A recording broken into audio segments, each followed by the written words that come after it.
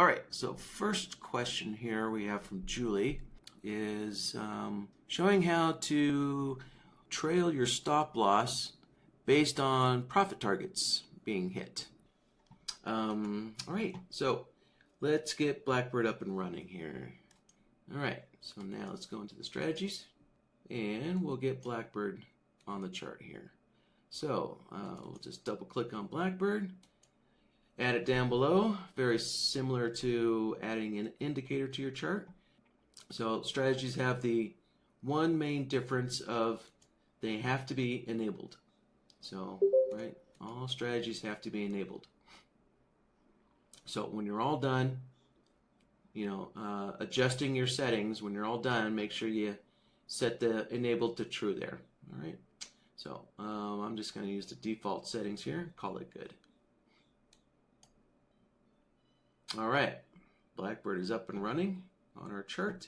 So let's go in and start setting up some stop loss trailing rules where the trailing rules are activated when profit targets are hit. So I'm just going to create some, some miscellaneous order sets here. So let's see, our first profit target, we'll just make that a 10 tick. And our first stop loss, we'll just set it as a fixed 10 tick stop loss there for the first one there. Right now, your second order set, that's really where stop loss trailing comes into play for most people, I would say. So what I'll do is I'm going to simply copy the copy from A, right? So you can see up here, the first order set is called A, and if you want to, you can customize that name if you like to, like you could go T1 or whatever you want to call that order set, but I'll just leave it the default there. So let's copy from A. There you go, there's a duplicate. Now you can see this order set is called B, right? So every order set has a name here, and those names show up on the flags, so you can differentiate the difference between each order set here. So, and let's see. So for our second profit target, let's increment that up to. Let's see. We'll go up to 20.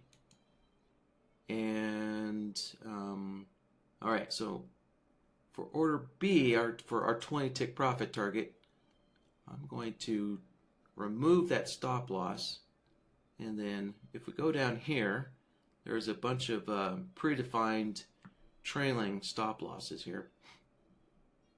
So I'm going to use this 10 tick trailing with a break even plus 1. So I'm going to use that to kind of get me started here. So, and then I'm going to go into the order here. So this stop loss is going to start off as a 10 tick stop loss, right, which is the same as our other stop loss over here, right, 10 ticks. So both of these stop losses start off the same, but now this the stop loss for order set B for our 20 tick profit target, I'm going to go to the trailing actions here and make those adjustments. Make the adjustments to the trailing rules here to specifically address Julie's question here. So let's see here. Yeah, so I'm going to get rid of the actual trailing rule there, because we just want, well, Julie's question is about moving the stop loss when profit targets are achieved, when profit targets are hit. So I'm going to keep this break-even rule here, this break-even plus 1. Instead of at 10 tick, I'm going to rename this to at target 1. So, or I could go, I'll just say profit target 1 there. And I will have to make some other adjustments here. you know, looking at all the adjustments I'm making, I might as well start it from scratch. But so I'm going to turn off the initial delay. So we're not going to use a delay for this. What we are going to use is a trigger event here. So one of these trigger events, at the bottom here, you see this order status changed. So what we're going to do is we're going to look at when the order status for profit target A, right? So our profit target A over here, we're going to look at that order status for that. So in other words, when the profit target A gets filled, you know, that's what we want to identify. When did profit target A get filled? So first thing we need to do is select the order that we want to monitor. So if you want, there's several things that you can monitor. You can take a look to see when the entry order gets filled, right? So you can see A market entry. So the market entry, right? That's your entry order here in blue over here, the market entry. You could also have a trailing rule do something based on the stop loss being hit, right? So you can monitor the status of the stop loss. You know, did it get hit? Did it get filled or not? But in our case, we are interested in the profit target for A. So right, so you can see A, the profit target. So that is our 10 tick profit target over here for order set A. And we want to know, when did it get filled? When did it get hit? So, you know, and if you're trading multiple contracts for your first profit target, you know, if you're trading multiple contracts, then you might be interested in using the any canceled. So let's say if I'm trading 5 contracts for my first profit target, you know, you may want to, if you want to move your stop loss when any of those 5 contracts get filled, right? Because you never know what the market, how many contracts the market's going to fill. But you know, for example, if the market comes up and just, you know, fills one of your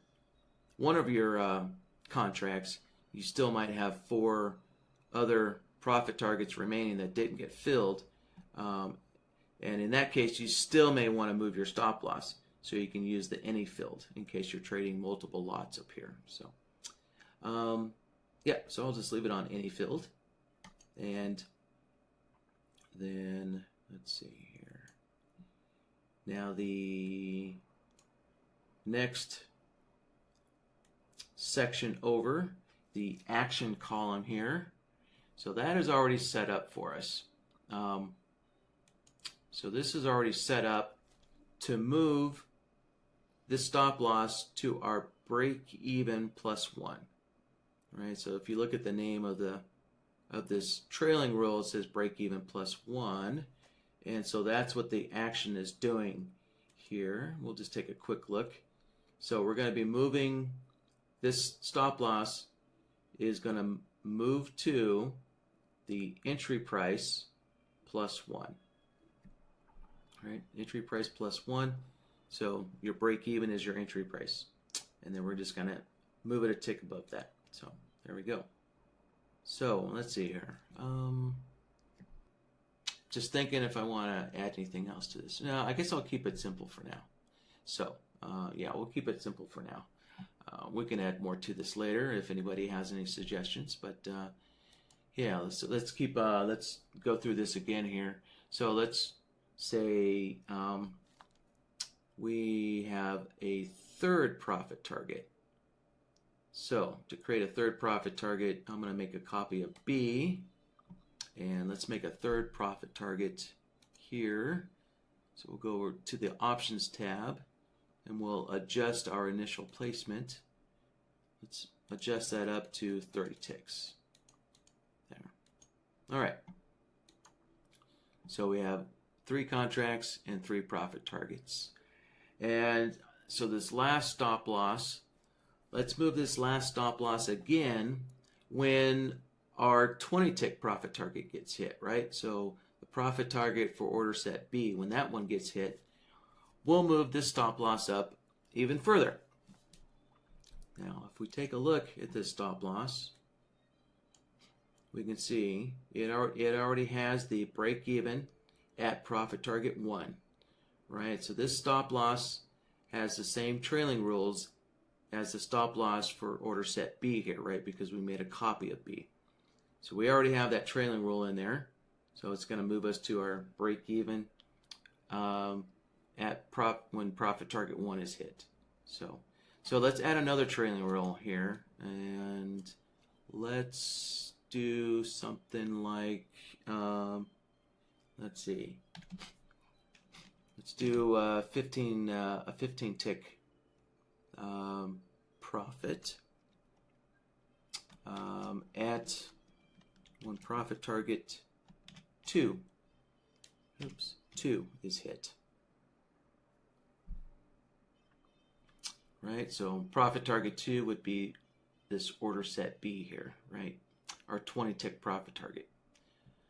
All right, so let's go in here and see what adjustments we need to set up here. So again, we don't need to use the initial delay, but we will need to set the trigger event here again. So let's go down here and use the order status changed. Use that same triggering event, and let's select the order. So if we go down here, there we go. So there's the profit target, our 20 tick profit target for B, right? So when that profit target gets hit, that will be the trigger event. And again, I'll set this to if any number of contracts are filled.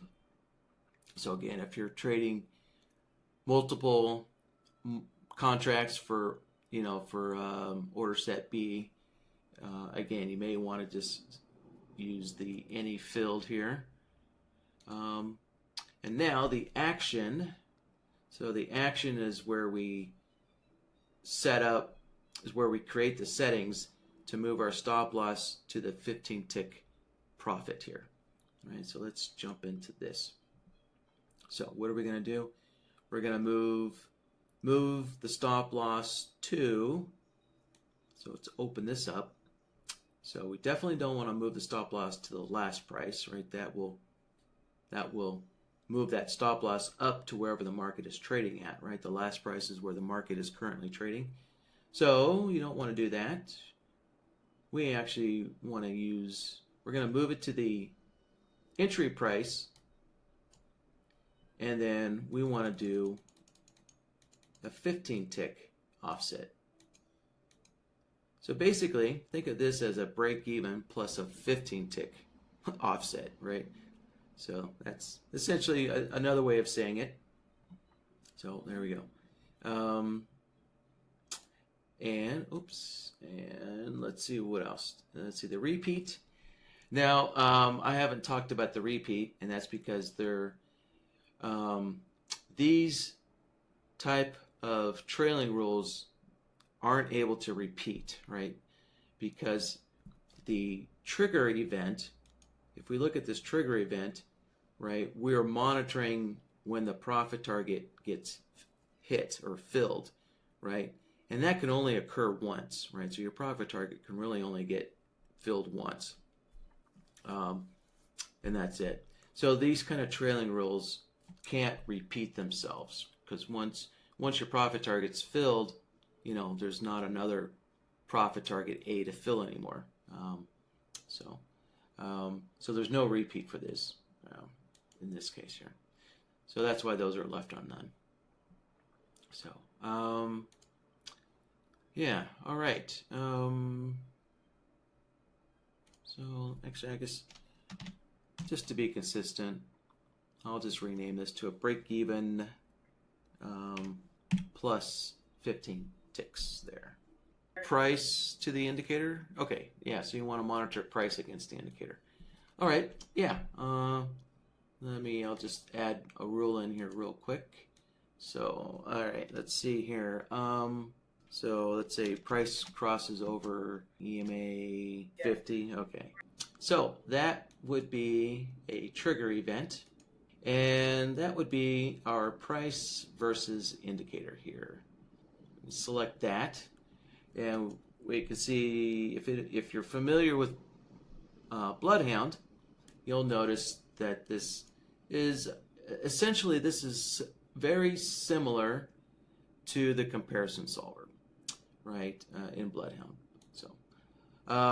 So what this does is this price versus indicator option will check to see if input A is above or below input B. Now, input A can be whatever, pretty much whatever you want.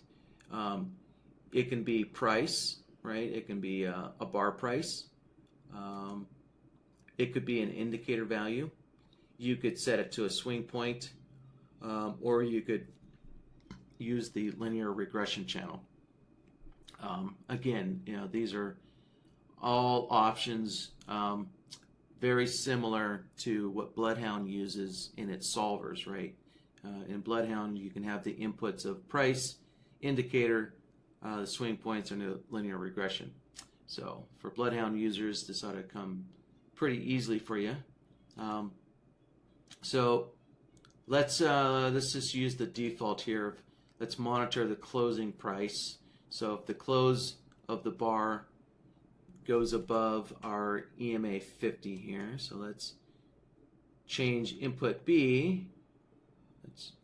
Let's change that SMA to the EMA. So we hit that configure button, and we'll go down to the E's here. There's our EMA right there. So I just hit the add new button, right? Select EMA, hit the add new, puts it down here, and then don't forget to change your settings here. So we're going to go to 50 here, and then our EMA is already selected, so good to go there. Yeah, and if you want, you can add a tick offset to that, so you can say, maybe I want the closing price of the bar, to cross that EMA plus an extra tick here. And all right, I'm just waiting on Windows to do something here. There we go. So yeah, you can add a tick offset here to the EMA. So I could say something like, I want this, I'm looking for this condition where the closing price moves 3 ticks right above my EMA 50. So you have that extra option there. So, but we'll just set that down to 0. So there you go. When the closing price crosses our EMA 50, and then here's the different kind of conditions you can look for. Are you looking for the closing price to be equal or above the EMA? Or do you need the closing price to absolutely be above the EMA? Or maybe you're looking for the closing price of the bar to cross below the EMA. So, right? Yeah. So, I guess if this is a stop loss, maybe something a little more practical is maybe you're using a much shorter moving average, and if price crosses below that shorter moving average, so let's set something up here so we can have a visual. Let's see what the EMA 20 looks like. Let's see. Yeah, bingo. All right. Let's use the EMA 20. And let's take a look at this right here. So we can see right there, that bar just barely crossed below our EMA 20 here, right? So let's open up BlackBird, and we'll adjust our trailing rule to identify that bar. So let's, for example, let's say you're fortunate enough to get long, way down here, right? And then we have this trailing roll. When price crosses, we'll adjust this to the EMA 20. I'll go in here to input B and adjust our EMA 20 like so. And so if we're in a long trade, I would set this to A is below B, right? So in other words, the closing price is below the EMA. So if I did that, and then my short mode, I'd set the opposite. So you almost always want the short mode to be the opposite of the long mode. So long mode meaning we're in a long trade. What are we looking for? What condition are we looking for when we're in a long trade? Well, we're looking for the closing price to go below the EMA 20, and that would identify this bar.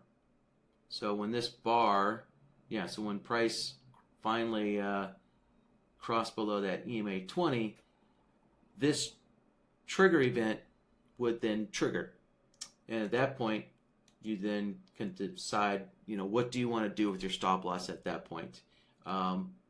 Maybe you want to just exit the trade, and so that's actually what this action would do. If we moved our stop loss to the last price, essentially that would put our stop loss right up here where price is trading, and that would get that stop loss hit.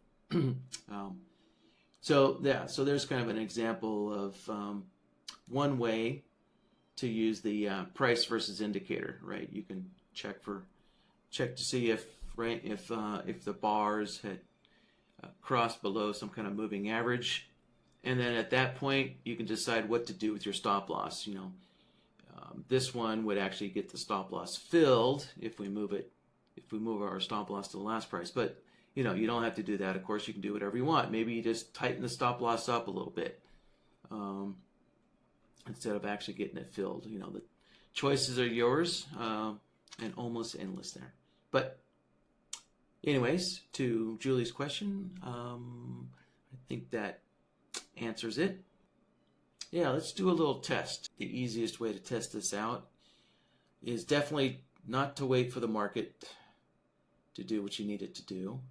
So I'm going to disconnect from the market, from the live data feed, and let's switch over to the simulated data feed. All right, so let's get BlackBird set up again here. All right, so let's enable it. Now there's no Bloodhound signal set up in this, so there's no need to hit the auto trader. We're going to have to do this purely manually. So let me, I'm going to move the market up a little bit and then go short, and then we'll allow all of those stop loss trailing rolls to get triggered. So we'll just have to patiently wait for our simulated data feed to move up here a little bit. I want to get a little closer to the EMA. I'm going to show you something to be aware of. So remember that EMA trailing roll that we just made, right? So if you make these kind of trailing rolls, it's good, to test things out, because most people will have overlooked the fact that if I take a short trade when the market is above that EMA, that is going to trail that trailing roll automatically. It's boom, that trailing roll is going to fire off immediately because price is above our EMA if I'm in a short trade. So that condition has been met instantly as soon as I get into the trade. Right, so let's actually, let me show a little example of that here. So we just need to wait for this bar to close above the EMA, like so, and let's go short. And then, bingo, you probably didn't see it, but let me move these stop losses out of the way.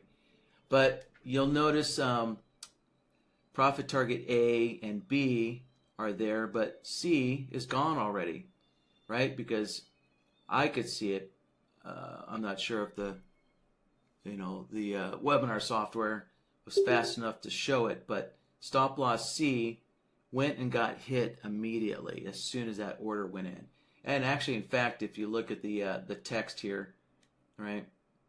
Let's get that back here. Let me stretch this out a little bit. Yeah, if we read the text here, we can see that the stop loss for C already got hit, right? So you do have to be mindful when you're kind of thinking through your trailing rules, and it's good to test your ideas out, because you'll find, you'll find little things like this that you might have forgotten to consider. So, all right. So let me move the market down. I'll close this order out, and as soon as price gets below our EMA, I'll take a short again, and then we'll test all those trailing rules out as they were intended, right? So now I'm going to wait for one more bar because it's really tough to tell if the closing of that bar was actually below the EMA. So, all right, there we go. So let's watch this slowly here, and let me adjust the scaling here. I'll scale this up here. So when our first profit target A gets hit, our stop losses will move to break even plus 1. Bingo. There we go. Just got hit. Stop losses move to break even. Looks good, right? I can see, if you look here, I can see there are two orders, right? So both of those, so stop loss B and C are stacked on top of each other. I can tell that because we have 2 total orders there. So if you have flags that are stacked on top of each other, you'll see in white the total number of contracts that are stacked on top of each other.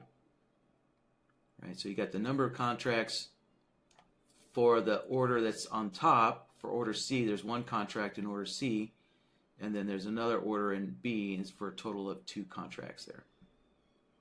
All right. Now, when our second profit target's hit, then our stop loss should be, let's see, do some quick math, about here. Let's see, where is 17? Yeah, let's see. Yeah, actually, I think my arrow is pretty close. Yeah, there you go, right there. So that's 15 tick, or break even plus 15 tick, like so. And let's see here. Well, our EMA is not, our EMA is not down far enough to have price cross below that EMA. So let me do something like this. I will move that profit target. I'll have to move that way out.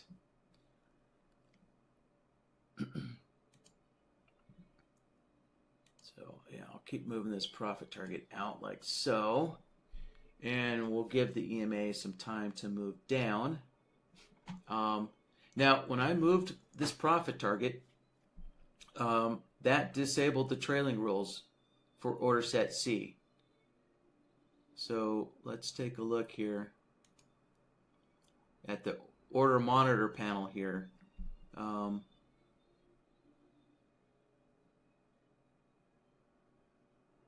And so the trailing rule, so you want to make sure that the trailing rule hasn't been turned off. And actually I can see it is still on. So that's good. That's good. So what I'm pointing out is that when you move orders around, it will turn off the trailing rules here. So you notice when I moved the trailing rule for C, stop loss C, the trailing turned off there. Let's open this up a little bit more here. Right, the auto trailing is off. So with the auto trailing turned off, that means the trailing rules are turned off, and so therefore the stop loss will not move to the last price if price crosses our EMA. Right, so this trailing rule needs to be turned back on. And actually, I'm going to move this up here and turn it on there. Okay, so now I can begin to move the market up, and we'll get the market, I'll get the market to move above this EMA, and that will trigger moving the stop loss to the last price, which will effectively get our stop loss hit. Let's see, let's hurry this along here. I'll move the trend up a little faster. It's too bad this simulated trend slider doesn't have a third position. move the market a little faster, but we're almost there. So again, we set that trailing rule up so that the closing price of the bar has to be above here. So let's see, I'm going to set this up so this range bar just closes a tick above that. So let's pull the market down and we'll create a wick on that bar. Okay, so as soon as this bar closes, we'll see the stop loss move down to the last price, which will get that stop loss filled instantly, right? So there we go. We're gonna close above. There we go. There it is. So, all right. So we've tested all of our trailing rules, and we know they're working. So good. Yeah, Michael kind of has a question on this topic here. Can you use a slower EMA for entry and a tighter EMA for trailing? Yes, you can. This is actually, it's kind of similar to what we discussed, although it is really a different, totally different question here. So I'm going to clear everything out. So if you want to use a moving average for your entry, right, essentially you're either going to be using a limit order or a stop order, right, that follows your moving average here. So let's see, I'll use a limit order to create basically kind of like a pullback. So so with this limit order, well, again, let's see. Yeah, actually, before I get started here, let me put some indicators on the chart here first. So I'll go back to the EMA 50, or well, 55. And then let's put something like, let's try the SMA 14, something really small. Let's see how that looks. Yeah, so a slower moving average as your entry doesn't work as a pullback trade with a faster moving average as your trailing stops. So, all right, but sticking with that, so I'm going to change my entry order is going to need to be a stop entry. Yeah. So we'll have our stop entry trail the EMA 55, and basically when price will have to move up to hit that to go long, and then we'll have the stop loss trail the slower time frame, the SMA 14. So, all right. So we're using a stop entry. And so the first thing we need to do is set the placement, set the initial placement for that stop entry. And instead of using price, we're going to use an indicator value, and we're going to set it to that EMA. So there you go. There's our EMA. Let's set it to the 55.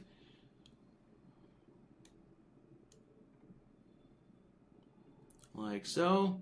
And if we want, yeah, let me do this. Let's say we want I don't know, 5-tick offset from that EMA 55. Just to make sure that price has thoroughly crossed that moving average to pick up that order. You might want to go higher, but I just for demonstrating this, I don't want to have to wait around too long, so I'm just going to set it to a 5-tick offset. All right, so there we go. So our stop entry is going to be set to the EMA 55 with a 5-tick offset. And now the trailing rolls, we will need to set up a trailing roll here. And let's see the name here. We want to follow the EMA 55 with a 5-tick offset. Right? So there's no delay, there's no trigger. We want our stop entries to start trailing that EMA 55 immediately, no matter what. Let's see here. Oh, hold on a sec. I just noticed on the chat window. 5 EMA for trailing. Okay, sure. I mean, these moving averages. Obviously, you guys can adjust these to whatever you need them to be. So these are just something to start with. All right, let's see. So no delay, no trigger. We're going to go straight to the action, and we want to move our entry order to, and so we need to set this up. So again, we want to keep moving that entry order to the EMA.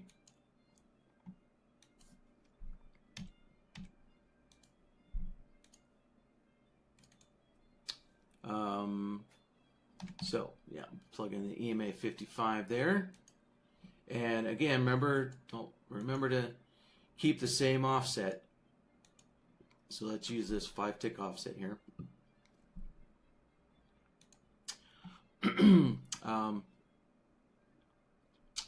Now let's see. Probably this would be one of the rare times where you may actually change the allow movements. So since this is an entry order, you may want that entry order to move up and down with your moving average. So so using both directions actually might you might want that. But if you want, you could set it up so that your entry order only moves up if you're in a long order. Or maybe if you're taking a long trade, you only want your entry order to keep moving down if the EMA moves down, right? So you can lock the direction of the trade if you need to, but I'm just going to allow that stop entry to move up and down if the EMA goes up and down. So, and now the repeat, right? We want this entry order to keep following that EMA indefinitely, right, until price picks up that order. So we'll set the repeat to indefinitely. And there we go. That is all we needed to do to have our entry order follow the EMA or trail the EMA, right? Let's see here. I'll leave the profit target off, so that way it doesn't interfere with our testing here. And let's just go straight to the stop loss here. And let's see, trailing. So I'm going to start with, let's see, I'm going to start with the parabolic SAR trailing roll here, right? So basically that kind of sets up my stop loss to use an indicator, right? So our stop loss is using the parabolic SAR indicator. So I'm on the options tab here, right? So our initial placement, let's change this indicator. We'll switch this over to the SMA. There we go. There's our SMA. Oh yeah, and we're using the 14. So that was easy. And let's say, just to add some variety, let's trail 2 ticks below the SMA, right? So for a long trade, we're going to trail 2 ticks below the SMA. So just to add some variety to this. All right, so our initial placement is now switched over to the SMA 14, 2 ticks below that. So now let's go into our trailing actions, and we need to adjust this trailing roll here. So instead of it being the parabolic SAR, we're switching over to the SMA 14, and then minus, well, it's not always minus. It's minus 2 ticks if it's a long trade, but it's a positive 2 ticks if it's a short trade. So I'll just say 2 ticks. So basically a 2 tick offset from the SMA. Right, so again, there's no delay, there's no trigger, but the action, we go in the action, right, we see it was set to the parabolic SAR, so we're just going to go in here and replace that parabolic SAR with the SMA 14. So there we go. All right, yeah, so we're moving our stop loss, we're having our stop loss basically trail the SMA 14, oh, and don't forget the 2 tick offset. There we go, 2 tick offset. Great. And repeat. So the repeat is already set to indefinitely, so we're good there. All right. Yeah, so that should do it. So just a quick recap. Right, we have our stop entry following the EMA 55 with a 5 tick offset, and we have our stop loss also following or trailing the SMA 14 with a 2 tick offset. So with that, let's test this out. So I'll go long, and there you go. There's our entry order sitting up there. Right, so our entry order is sitting 5 ticks above our EMA. So we just wait for the market to move on up and pick up that order. So, and actually I'm going to lock the scaling here so we can see that stop loss incrementing down and down and down. So as our EMA moves down, our entry order is going to move down. All right, so now we just got to be patient and wait for that market to get up there. All right, almost there. There we go. Now we're going to get picked up here. And we'll see our stop loss be placed down here, right? 2 ticks below our SMA. And there we go. Great. All right, and I'll just let the market move up, and we'll watch this stop loss just trail up as the SMA 14 moves up. All right, so one thing to note, that when you're using indicators as as your trailing object, I guess you could say. So when you're using indicators, right, your stop losses will only trail when the bar closes, right? Because indicators get updated when the bar closes. And I'll just let this one more bar go by. All right, good enough. All right, so let me find the next question here. All right, looks like Sam has the next question here. He's asking, is it possible to split an order once submitted? No. So that was an easy one. No, orders cannot be split. Once they're submitted. Well, let me kind of give a little demonstration here. So Sam would like to separate the targets. So yeah, let me show you how that would be the best way to do that. If you want the option to separate your targets once you've executed the trade, yeah, let me show you how to do that here. So let's clear this out and let's just create a simple order here. So what I would do is create two order sets, right, with the same profit target. So one contract in one contract in another. And what we can do, there we go. All right, so let's see. Let's take I'll take a short trade here. We'll go short. And oh, look at that. Actually, we got to fill at two different spots here. So let's try this again. Hopefully we can get fill all at the same price. There we go. Fill at the same price. So what you can do with profit targets, you can see profit targets can actually be separated. But when stop losses are stacked on top of each other, you'll notice that they are not separated, right?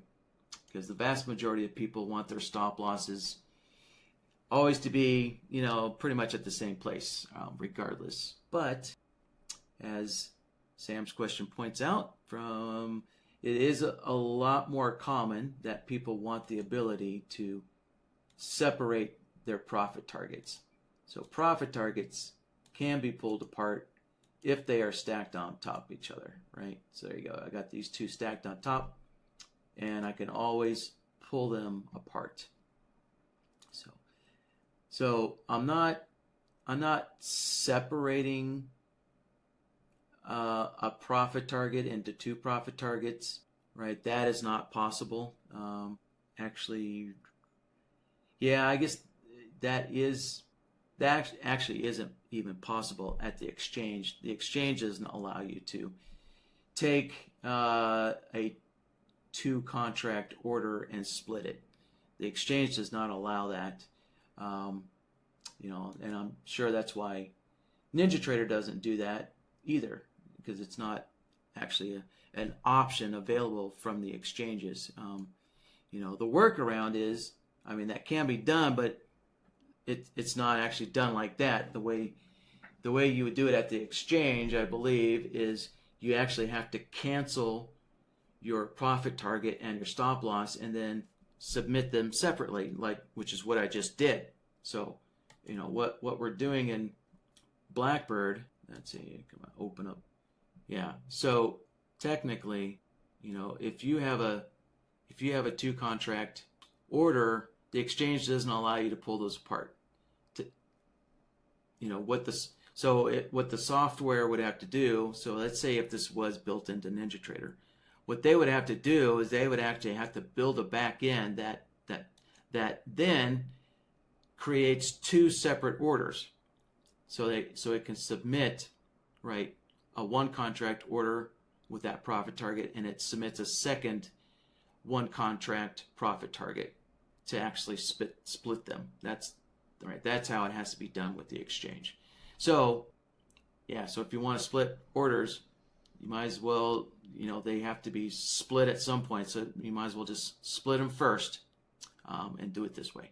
So All right, let's see. So there's all right. So there's Sam's first question. He's got a second one here. All right. So Sam is asking, does BlackBird know about me taking an order off via the DOM? Yes, it does, but that creates a lot of issues. So strategies were not designed to be manipulated by the DOM or the chart trader, right? So it's very likely that if you start manipulating orders, BlackBird orders on the DOM, it's very likely that you will end up having NinjaTrader shut down the strategy, or in other words, shut down BlackBird. Right. So be very careful with it. I don't know exactly, exactly what kind of things in the DOM will shut down the strategy. Those would really be questions for NinjaTrader, because it's not a BlackBird thing. It's a NinjaTrader thing. But let's do a quick example here. So, all right, let's close this out. So I would definitely, if you wanted to use the DOM, take some time and do some sim trades and play around with it. Find out what you can and can't do, and if you're having any, if you're noticing that BlackBird's getting, disabled, turned off and whatnot, then you can ask NinjaTrader, more detailed questions about that behavior. If you have any follow-up questions on, what specifically did I do in the DOM that turned BlackBird off? Those would be questions for NinjaTrader, and you can just explain to them what you tried to do in the DOM, and what part of that would have been the event that had NinjaTrader turn BlackBird off. So let's see here. Let's put this on oil. And great. There we go. Actually, and I don't pull up the DOM all that much, but I do like to see a nice wide-ranging ladder here. So let's, what do we do here? Let's go long. All right. So let's hold on to that. There we go. Let's move this up. Boom. Bingo. So yeah, we can see that actually I can. Yeah, I don't know why you'd want to use the DOM anyways, because ever since NinjaTrader lost the static DOM, the DOM is really tough to use. But anyways, yeah, so we can see that. There you go. I can. Oh, what happened here? Oh man, get rid of that. There we go. Okay. And let's see if I take let's see what happens if I take an order off. Yeah. All right. BlackBird's still working. And if we look at our order monitor, we can see here order set A, our profit target was canceled and our stop loss was canceled. Right. So when I closed the profit target, apparently that was profit target A. That's one thing about the DOM is we can't see which target we're closing here. Is it A or B? Or which order, I should say, which order are we closing? Is it A or B? But let's get this out of the way here.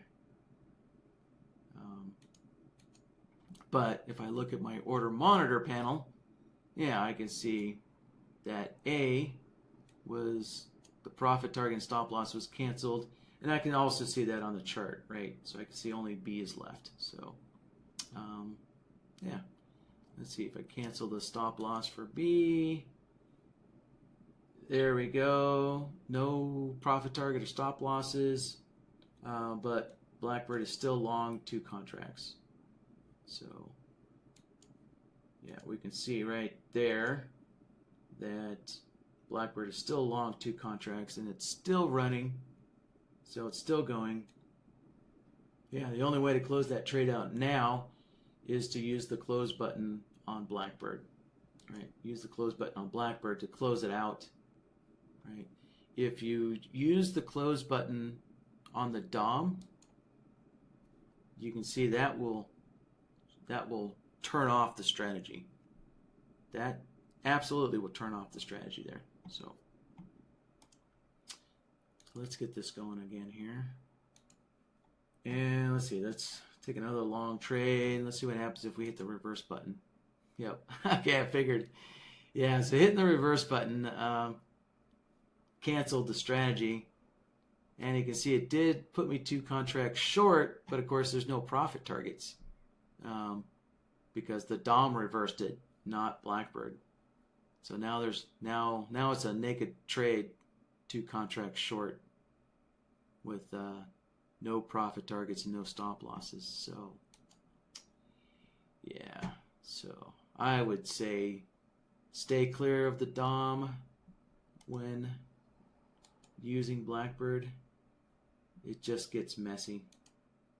In my opinion, I think it's much easier to just grab the flags on the chart and do it that way. You know, the charts doesn't move around as much as the DOM does, but yeah, you know, but whatever.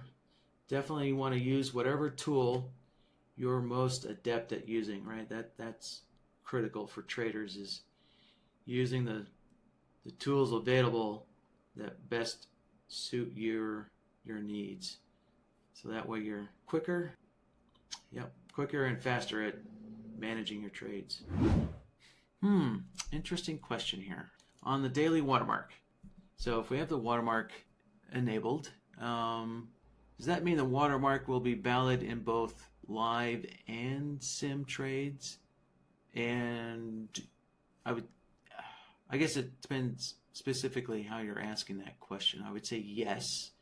I mean, the watermark does work for live trading and sim trading.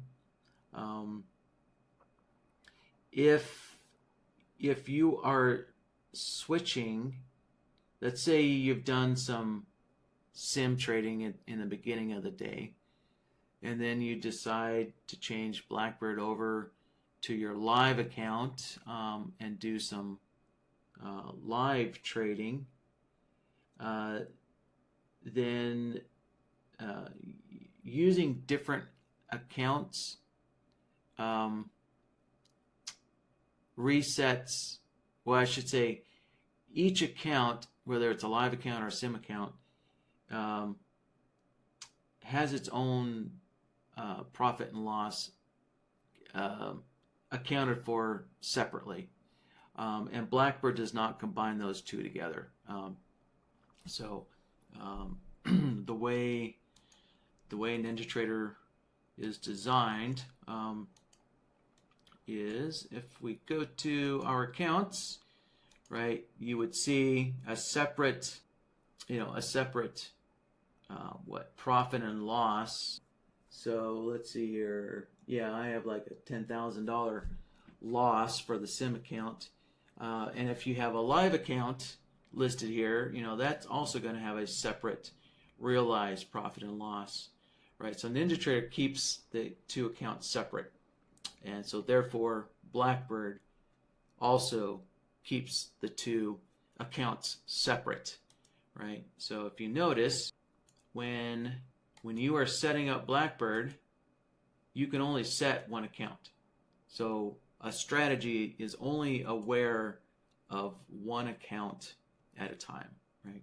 So if you're doing some sim trading, you know, in the beginning of the day, and then you turn BlackBird off and switch it over to your live account, you know, and then turn BlackBird on, well then, you know, at that point BlackBird's only going to be aware of your live account profits and losses. You know, if Ninja gave the option to, you know, list two accounts, then I would imagine that BlackBird would be able to keep track of both accounts.